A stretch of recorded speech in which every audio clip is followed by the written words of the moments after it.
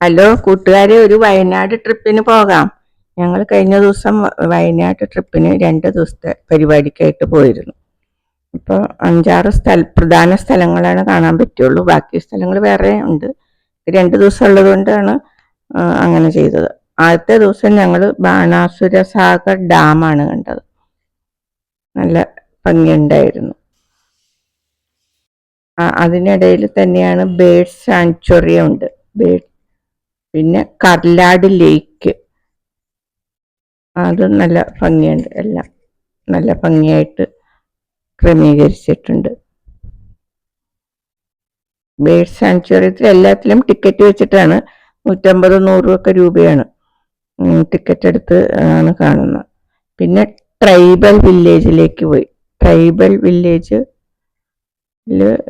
ആദിവാസികൾ താമസിച്ചിരുന്നത് അതിപ്പോ മാതൃകയായിട്ട് ഗവൺമെന്റ് തന്നെ ഉണ്ടാക്കി വെച്ചിരിക്കുന്നതാണ്. അതിനും ടിക്കറ്റും ഉണ്ട്, ജീപ്പ് സൗകര്യമൊക്കെ ഉണ്ട് മലമുകളിലേക്ക് പോകാനായിട്ട്. അവിടെ കുറെ ആദിവാസികൾ അല്ലാതെ ഉള്ളവരൊക്കെ ഉണ്ടാക്കിയ കുറെ കരകൗശല വസ്തുക്കളൊക്കെ വാങ്ങിക്കാനും ഒക്കെ കിട്ടും. അതൊക്കെ നമുക്ക് മേടിക്കാം. അതൊക്കെ കഴിഞ്ഞ് ഞങ്ങൾ അന്ന് രാത്രിയിൽ തിരിച്ചു പോന്നു. പിറ്റേ ദിവസമാണ് എടക്കൽ ഗുഹയൊക്കെ കാണാനായിട്ട് പോയത്.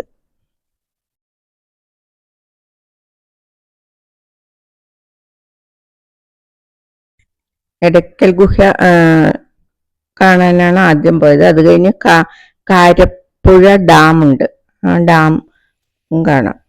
എടക്കൽ ഗുഹയെ പോകാനായിട്ട് രാവിലെ തന്നെ ഞങ്ങൾ പുറപ്പെട്ട് 2-3 കിലോമീറ്റർ അങ്ങ് മലമുകളിലേക്ക് കയറിപ്പോണം. അതിലേക്ക് വണ്ടിയൊന്നും പോകൂല, കാൽനടയായിട്ട് തന്നെ പോകണം.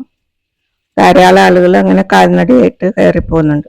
നല്ല കാലാവസ്ഥയായിരുന്നു, അവിടെ തണുപ്പൊക്കെ ആയിരുന്നു. മഴ ഒന്നും അധികം പെയ്തുമില്ല.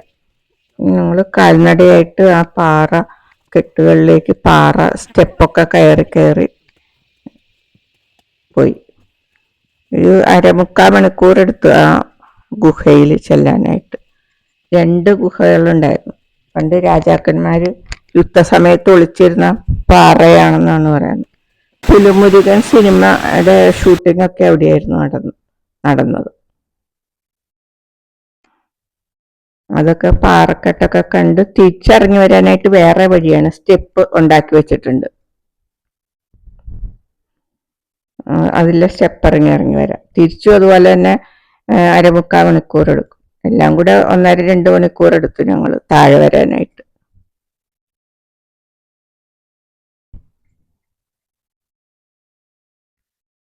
നല്ല കാഴ്ചയാണ്, എല്ലാവരും പോയി കാണേണ്ടതാണ്.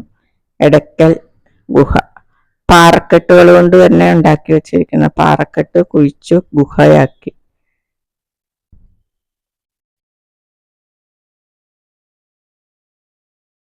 പിന്നെ ഞങ്ങൾ അത് കഴിഞ്ഞ് കാരാപ്പുഴ ഡാം കാണാനാണ് പോയത്.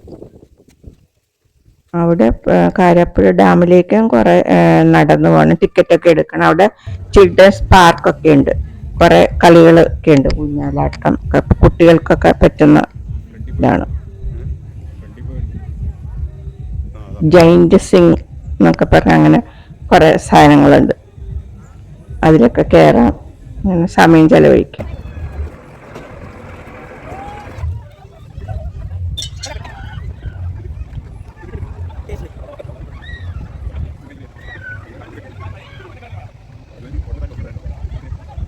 അവിടെയൊക്കെ കുറെ ഞങ്ങൾ 1.5-3 മണിക്കൂറൊക്കെ സമയം ചെലവഴിച്ചു. പിന്നെ തിരിച്ച് ഞങ്ങൾ ഭക്ഷണം കഴിക്കാൻ പോയി.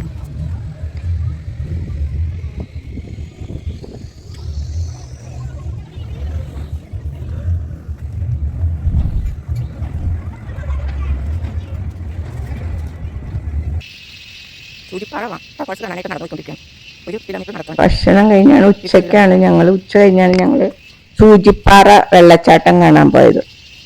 സൂചിപ്പാറ വെള്ളച്ചാട്ടം കാണാനായിട്ട് ഇതുപോലെ ടിക്കറ്റ് എടുക്കണം. അത് കഴിഞ്ഞ് 1-1.5 കിലോമീറ്റർ താഴേക്ക് നടക്കണം. ഇത് മലമുകളിൽ നിന്ന് താഴേക്കാണ്, നടന്നു തന്നെ പോകണം. മഴയൊന്നും ഇല്ലാതുകൊണ്ട് എല്ലാവർക്കും കുടയൊന്നും ഉപയോഗിക്കാതെ തന്നെ നടന്നു പോകാൻ പറ്റും. അവിടെ ഫോറസ്റ്റിന്റെ സംരക്ഷണയിലാണ് ആ വെള്ളച്ചാട്ടം. വെള്ളച്ചാട്ടത്തിൻ്റെ ഒന്നും ആളുകളെ ഇറക്കൂല, അപകടം പിടിച്ച സ്ഥലമാണ്, കാണാൻ മാത്രമേ പറ്റുള്ളൂ. അപ്പം ഞങ്ങളവിടെ താഴെ വരെ ചെന്ന് 1.5 കിലോമീറ്റർ താഴേക്ക് നടന്ന് ഈ വെള്ളച്ചാട്ടം ഒക്കെ കണ്ട് ഒരു 10-15 മിനിറ്റ് അവിടെ നിന്ന് തിരിച്ച് ഞങ്ങൾ ഗ്ലാസ് ബ്രിഡ്ജ് കാണാൻ പോയി. പക്ഷേ അതിലേക്ക് അത്രയും അങ്ങോട്ട് പോയില്ല. ഗ്ലാസ് ബ്രിഡ്ജ് ദൂരെ നിന്ന് കണ്ടേ ഉള്ളൂ. അപ്പോൾ 900 കണ്ടി ഗ്ലാസ് ബ്രിഡ്ജ് അതൊക്കെ കണ്ടു. തിരിച്ച് നടന്നു വന്ന് രാത്രി ഡിന്നർ കഴിച്ച് റൂമിൽ വിശ്രമിച്ച് പിറ്റേ ദിവസം തിരിച്ചു പോന്നു. ഓക്കേ.